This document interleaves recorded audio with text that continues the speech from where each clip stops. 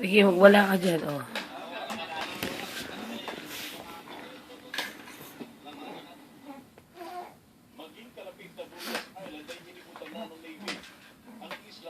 Magwawala, oh, excited. Okay, go.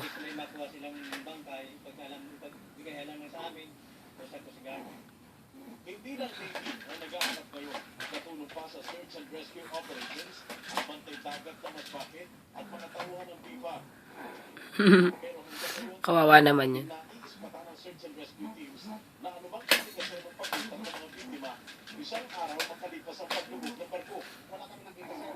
Wala ang libre o indication man lang na may mga lumitaw sa Hala, go, go. Nais din ng mga otoridad na mahanap ang barko para Hala. pumili ko itong magsunod Hala.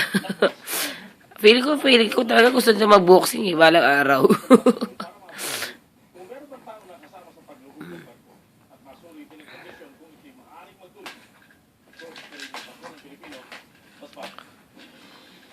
Sa Iloilo naman, ito ang nakarating sa pantalan ng may 364 na kapalit. Ang benta ng isda ni Aling Beth. May apektado rin siya sa pagtaas ng Ano sabi sa balita, baby? sa mga panahon. Aangal daw kasi ang kanyang mga suki.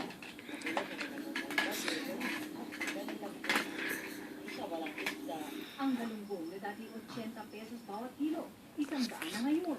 10 piso na itinaas ang